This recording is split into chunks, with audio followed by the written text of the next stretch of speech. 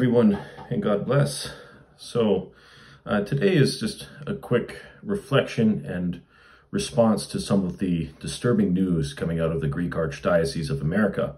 So I'm going to be sharing up on the screen right here an image that we see of female altar servers and readers proposed in the Archdiocese, and how Archbishop Elpidophoros has said that the dominant problem is the false notion that only men are allowed within the sanctuary.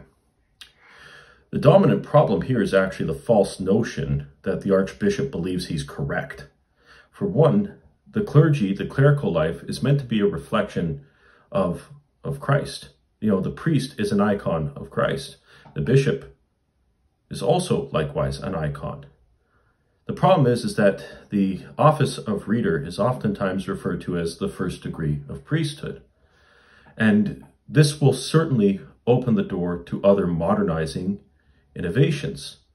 This is totally done in a spirit of arrogance on the Archbishop's part, and I have no problem saying that, because this is against what Christ and the apostles have given us. This is against holy tradition. This is not orthodox.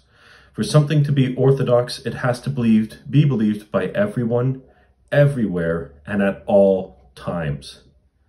And this is the thing. It's unsurprising that we see all this push coming from, and forgive me, from the likes of Benjamin Cabe and his Twitter wars against, priest in good standing, against the saints, and against good bishops, such as Metropolitan Neophytos of Morphu, taking things out of context or putting a grotesque spin on them, and not realizing that what all of these men have taught and are saying have actually also been taught by the elders and saints of the church.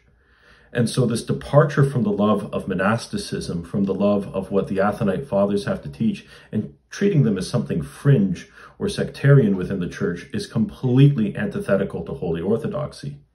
The Holy Mountain has always been the center of Orthodox spiritual life, and somewhere where we turn to for guidance and for spiritual reassurance on certain matters, as well as counsel.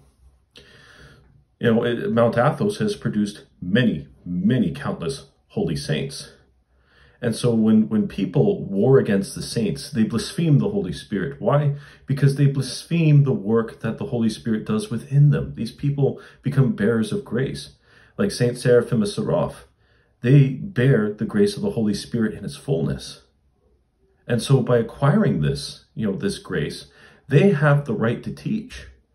Truly, the only ones who should be teaching online are people who have been either blessed by their priest or their bishop, or priests, deacons, and bishops. And again, priests and deacons in particularly pertaining to having a blessing. I myself asked my Archbishop for a blessing before I started this channel, and he granted it to me.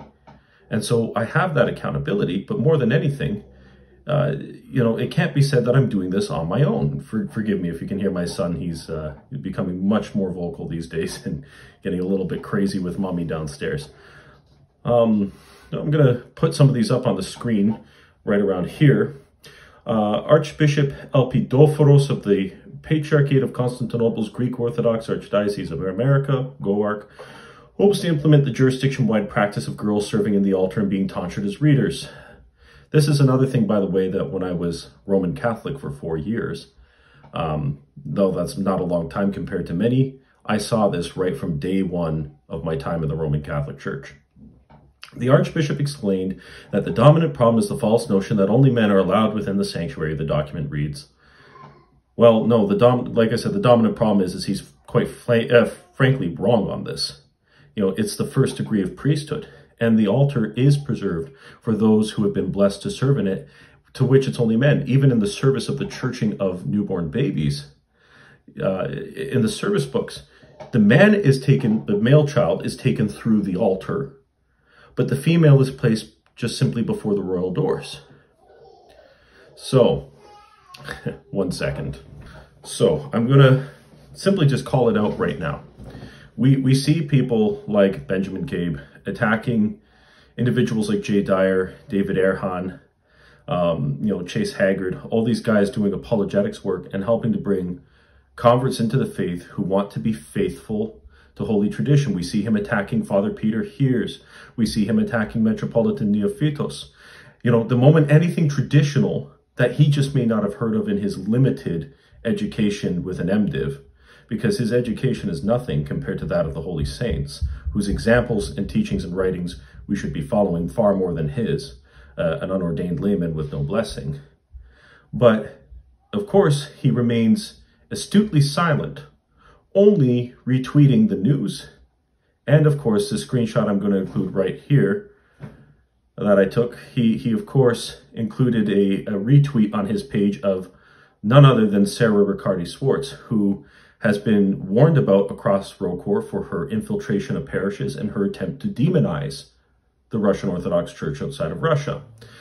And this is what Sarah says. She says, when it comes to the Orthodox far right, by the way, there is no such thing, to quote Father Jeffrey Coors, who wrote a really good article for Ortho Christian. Check it out if you haven't. There is no quote-unquote left or right within the church. You are either Orthodox or you're not. And I will be totally honest. Anyone agreeing with this woman on what she's saying here, with the Archbishop on his innovations, and anyone else siding with these people, this isn't Orthodox. They're not Orthodox. She says, when it comes to Orthodox far-right misogyny, of course, because the only her idolatry is ideology. She makes an idol of her ideology. Misogyny and racism are always caustic compatriots in the construction of a radical reality that focus on the erasure of diversity and male control. Right there, this woman has proven she is not an Orthodox Christian. I don't care if she was chrismated, if she was baptized. This is not Orthodox. This is not Christian. To say that the church is a political structure that's comprised only of male control, that, it is rife with issues of, the erasure of diversity, which it is not. Look at our saints. Look at who the greatest saint of all time is. Look at the incredible diversity of peoples to whom the Orthodox Church has encompassed under its umbrella. This woman clearly doesn't know what she's talking about. And these people who are agents of change, agents of Satan, will not cease until their way is had. It is never enough for these people. And so if anyone from the GARC is listening to this, tell your bishop it's enough. No, don't do this. These changes, these little seemingly insignificant things to some people, to me this is a pretty big deal, always lead to schisms. Oh, the filioque, it's just one word. No, it totally changes our understanding of the hypostatic, positions of each person of the Holy Trinity. It threatens the personhood of each person of the Holy Trinity. What gives each one their particular hypostasis? It totally does damage to our understanding of who the Father is, who the Son is, who the Holy Spirit is. And now we're even seeing movements within the Roman Catholic Church in which they're depersonalizing the Holy Spirit and falling into the heresy of seeing him as nothing more than a force, because they've divided his hypostatic origin between two persons, as opposed to the Father being the head of the Trinity, the cause, and having monarchy. And, the Son finding his personhood in his begottenness of the Father, and the Holy Spirit finding his personhood in his procession. They've muddled the whole thing. St. Gregory Palamas, whom the Eastern Catholics venerate, even calls the Latins sons of the devil, and said, as long as you hold to this erroneous doctrine, there can never be union. It's in the Apodictic Treatise on the Procession of the Holy Spirit by St. Gregory Palamas, published by Uncut Mountain Press. I am going to include a link to that book in the description, because it's relevant. It's always relevant.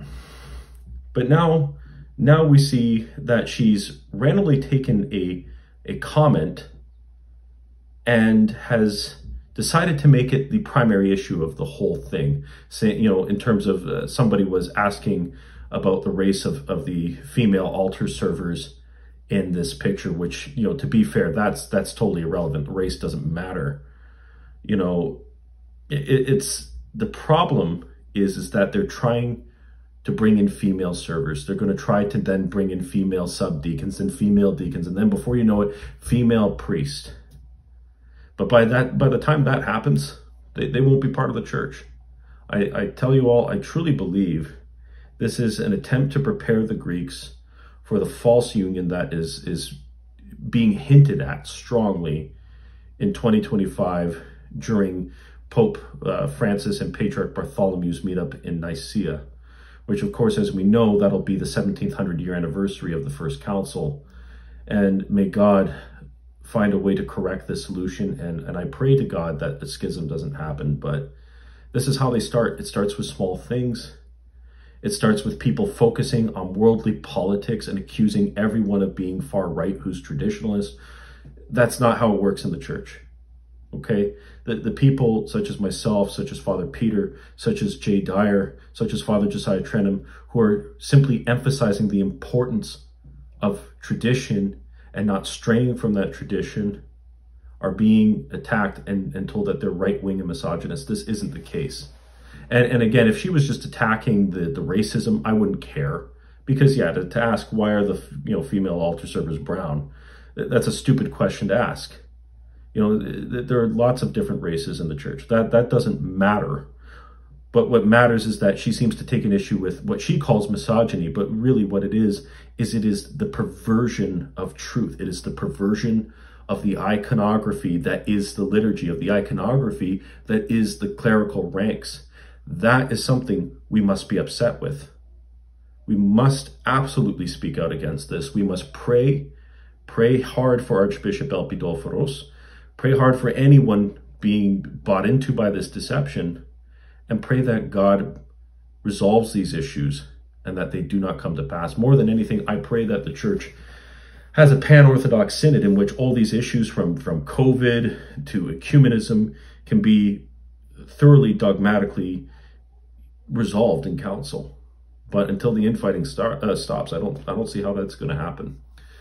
But anyways, dear ones, I will have we're going to be doing a more in-depth dive of this issue on episode 2 of the According Tradition podcast with myself and Subdeacon Nectarios, which we will be airing next week. Subdeacon had some stuff come up in his schedule, so we won't be filming the episode this week, but we are going to be filming the episode and airing it next week, and then we're going to talk about occasionally doing a live format.